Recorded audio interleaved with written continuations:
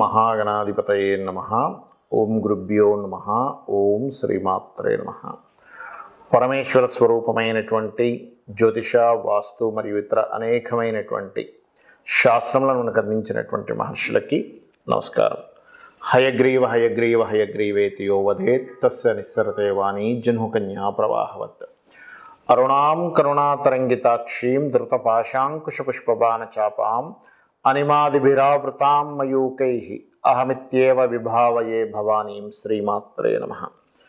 ప్రేక్షకులకి ఆ లలితాంబిక అమ్మవారి అనుగ్రహం పరిపూర్ణంగా కలగాలని మనస్ఫూర్తిగా కోరుకుంటూ మనం ఈరోజు మనకి నవరాత్రులు ప్రారంభం అవబోతున్నాయి. అదేవిధంగా జనవరి మాసం నుంచి డిసెంబర్ వరకు సహజంగా మనం చెప్పుకునేది ఉగాదితోనే చెప్పుకుంటాం ఇప్పుడు కూడా. కానీ చాలామంది ప్రేక్షకులు ఏంటంటే, సార్ జనవరి టు డిసెంబర్ కూడా చెప్పండి, మాకు ఒక ఇయర్ స్టార్టింగ్ అలవాటు అయిపోయింది కదా జనవరి నుంచి. కాబట్టి ఈ జనవరి నుంచి డిసెంబర్ లోపల ఏదైనా గ్రహాలు మార్పులు ఉంటాయి కదా, ఆ మార్పుల పరంగా మేము ప్లానింగ్ చేసుకోవడానికి కూడా ఉంటుంది. దసరాకి మనకి ఉగాదికి ఎలాగో చెప్తారు మీరు 3-4 నెలల తర్వాత మళ్ళీ.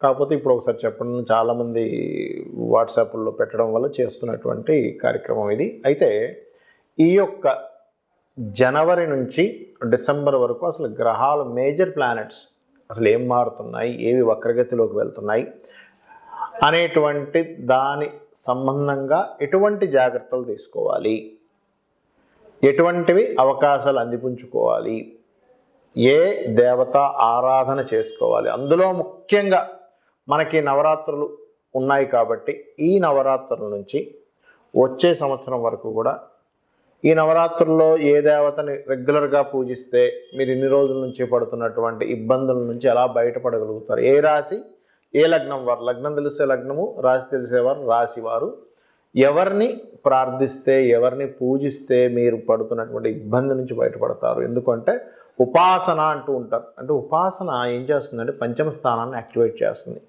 పంచమం యాక్టివేషన్ అయితే మనకేమవుతుంది, షష్టమ స్థానం తగ్గుతుంది. షష్టమం అంటే రుణ రోగ శత్రువులు, ఇవే కదండి మనం బాధపడేది. కాబట్టి ఏ లగ్నం వారు, లగ్నం తెలిస్తే లగ్నము, రాశి తెలిస్తే రాశి వారు ఈ నవరాత్రుల్లో ఏ దేవతని ఎక్కువగా ఉపాసించాలి. నవరాత్రులు ఉపాసిస్తాం ఒక్కొక్క దేవతని, కానీ ఎక్కువగా ఏ దేవత ఆరాధన చేస్తే, ఎందుకంటే అమ్మవారి యొక్క అనుగ్రహం ఈ నవరాత్రుల్లో ఎక్కువగా ఉంటుందని దేవీ భాగవతంలో చెప్పబడింది. కాబట్టి ఎవరు దేని చేసుకోవాలి అనేటువంటి విషయాలు చెప్తుంది నేనైనప్పటికీ కూడా చెప్పిస్తుంది సాక్షాత్ లలిత అమ్మవారిగా భావిస్తూ ఒక్కొక్క లగ్నము ఒక్కొక్క రాశి గురించి తెలుసుకుందాం.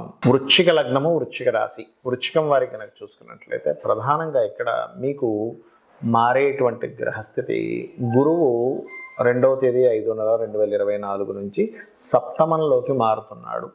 ఈ సప్తమ మార్పు అనేటువంటిది ఏ ఫలితాన్ని ఇస్తుంది ఇక్కడ అని చెప్పి చూసుకున్నట్లయితే, వివాహం కోసం ప్రయత్నం చేస్తున్నానండి, కుదురుతుంది. ఏది 2వ తేదీ 5వ నెల నుంచి. మరి దానికంటే ముందేమిటండి, మరి 2వ తేదీ వరకు గురువు 6లో ఉంటాడుగా, 6లో ఉన్న గురువు గురుబలం లేదంటుంటారుగా, ఏం చేయాలి ఇక్కడ? ఏమి టెన్షన్ పడకండి, గురువులతో శత్రుత్వం పెట్టుకోకండి, సరిపోతుంది. గురువులతోనే, గురు ఉపాసన చేసే వాళ్ళతో శత్రుత్వం పెట్టుకోకండి. కొంతమంది దక్షిణామూర్తి, దత్తాత్రేయుడు ఉపాసనలు చేస్తూ ఉంటారు, వారితో శత్రుత్వాలు పెట్టుకోకండి. దానివల్ల ఇంకొంచెం మీ కర్మ పెరుగుతుంది. అలాగే ఇక్కడ 6లో ఉండే గురువు ఎప్పుడూ కూడా ఇన్వెస్ట్మెంట్స్ విషయంలో మంచి ఫలితాలు ఇస్తాడు. అదేవిధంగా మరొక విషయం ఏంటంటే, ఉద్యోగ సంబంధించిన విషయంలో 5వ నెల వరకు, 2వ తేదీ 5వ నెల వరకు మంచి ఇంప్రూవ్మెంట్స్ ఇస్తాడు, ఏం భయపడాల్సిన పని లేదు. మరి 5లో రాహు, 11లో కేతు సంచరిస్తున్నాడండి. మాకు దీని ఫలితం ఏమిటి? 11లో కేతు ఆల్వేస్ ఒక చిన్న టెక్నిక్ ద్వారా లాభాలు వచ్చేస్తుంటాయి. అరే ఒక చిన్న టెక్నిక్ వాడేదండి లాభం వస్తుందండి ఉంటుంటారు చూసారా. సాఫ్ట్వేర్లో కానీ, ఎలక్ట్రానిక్ రిలేటెడ్ సంబంధించిన విషయాల్లో కానీ, లేనట్లయితే ఏదైనా కెమికల్ రిలేటెడ్ సంబంధించిన విషయాల్లో కానీ, సాఫ్ట్వేర్ రిలేటెడ్ సంబంధించిన విషయాల్లో కానీ అద్భుతమైన లాభాలు వ్యాపారాల్లో ఇస్తూ ఉంటాడు. కానీ పంచమ రాహు విషయంలో కొద్దిపాటి జాగ్రత్త వహించాలి. ఎందుకంటే అక్కడ గురువు యొక్క రాశిలో సంచరిస్తున్నాడు రాహు. గురువు యొక్క రాశుల్లో సంచరించేటువంటి రాహు ఇచ్చేటువంటి రిజల్ట్స్లో ప్రధానంగా మీరు గుర్తుపెట్టుకోవాల్సిన అంశం ఏమిటి అంటే, సంతాన సంబంధించినటువంటి అంశాల్లోని, ఆలోచన సంబంధించినటువంటి విషయాల్లోని జాగ్రత్తగా ఉంటూ, ప్రేమ వ్యవహారాలకు సంబంధించిన విషయాల్లో కూడా కొంత జాగ్రత్త వహించాలి. కానీ రాజకీయంగా మంచి ఫలితాలు ఇస్తాడు పంచమరాహు. అయితే ఇక్కడ మరి ఈ శని భగవానుడు అర్ధాష్టమ శని నుంచి వెనక్కి వస్తున్నాడు 30వ తేదీ 6వ నెల నుంచి. అంటే అర్ధాష్టమ శని ప్రభావం తగ్గుతుంది. అంటే దానివల్ల ఏమిటండి ఫలితము? ప్లేస్ మారడం వల్ల మంచి ఫలితం వస్తుంది.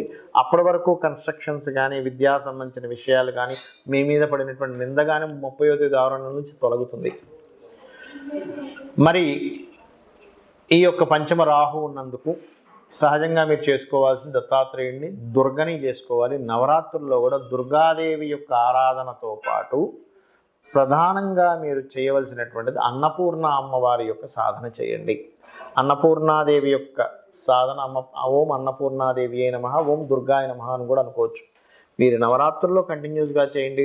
రోజు చేసేటువంటి దేవతా ఆరాధనతో పాటు దాంతోపాటు అన్నపూర్ణ కూడా చేయండి. ఖచ్చితంగా మంచి ఫలితాలు వచ్చి తీరుతాయి మీకు. చాలామందికి ఏంటంటే, ఏమండి నాకు రాశి తెలియదు, లగ్నము తెలియదు, నక్షత్రము తెలియదు, అలాంటప్పుడు నేను ఏ దేవత ఆరాధన చేసుకోవాలి అని అడుగుతూ ఉంటారు. దీనికి 2-3 విధానాలు ఉన్నాయి. ఒక్కొక్కటి చెప్తాను. మీ పేరు ఉంటుంది, మీ పేరు చానే అక్షరంతో చూచే చోళ అశ్విని అలా తీసుకోవచ్చు. లీలు లేలో భరణి అంటే లక్ష్మణ్, చందన్ లేదా చందన అలా కూడా తీసుకోవచ్చు. ఆ రకంగా కూడా తీసుకొని ఇది మేషరాశనో మేషలగ్నం అనుకొని తీసుకోండి.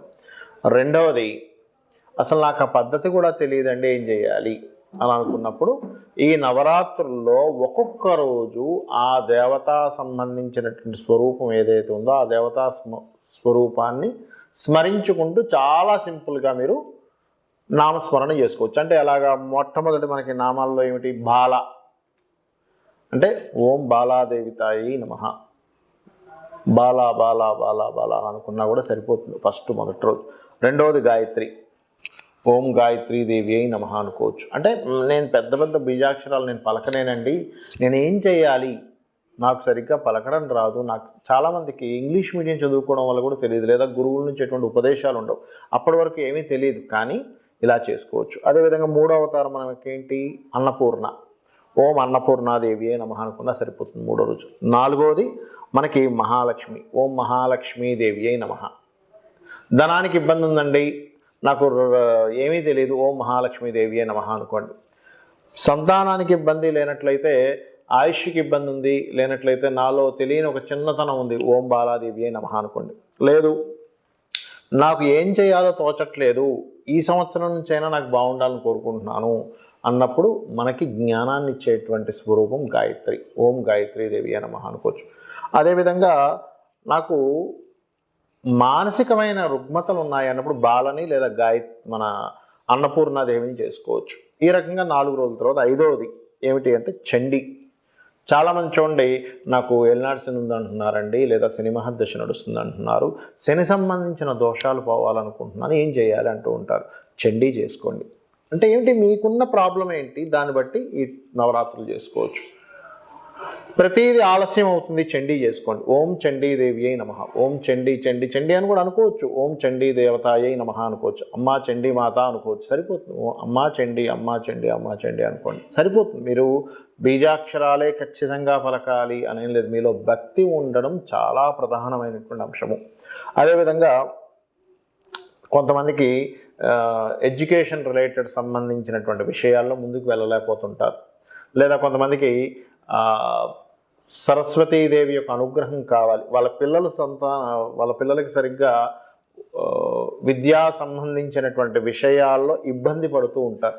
అటువంటి వారు ఓం సరస్వతీదేవి అయి నమః అనుకోవచ్చు. ఎందుకంటే అందరికీ పెద్ద పెద్ద శ్లోకాలు చదవాలని కానీ, బీజాక్షరాలు రావాలని కానీ శ్లోకాలు చదవలేని స్థితిలో ఉంటారు. ఎందుకంటే ఉన్నటువంటి స్థితిగతులు అలా ఉన్నాయి, మారిపోతుంది కాలం మనకి. కాబట్టి ఓం సరస్వతీదేవి అయి నమః, లేదా సరస్వతి శ్లోకం వచ్చండి చేసుకోండి 9 రోజులు.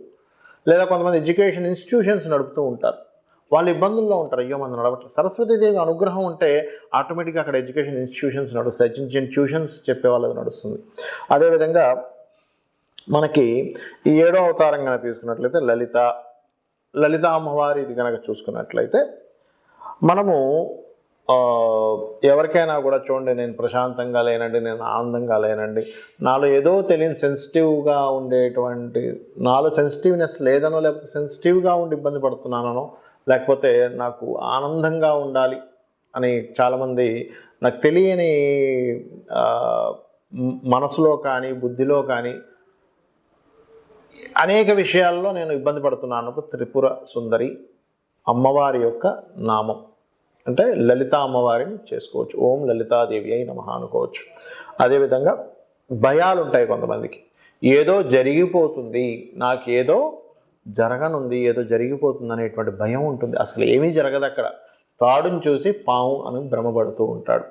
అలాంటి వాళ్ళు దుర్గా చేసుకోవాలి ఈ 9 రోజులు, గుర్తుపెట్టుకోండి. అలాగే మరొక విషయం ఏంటంటే ఆఖరిగా మనకి మహిషాసురమర్దిని, రాజరాజేశ్వరి. మహిషాసురమర్దిని ఏంటంటే యమబాధలు ఉన్నాయండి, నాకేదో గండం ఉందండి అని బాధపడుతూ ఉంటారు, భయపడుతూ ఉంటారు.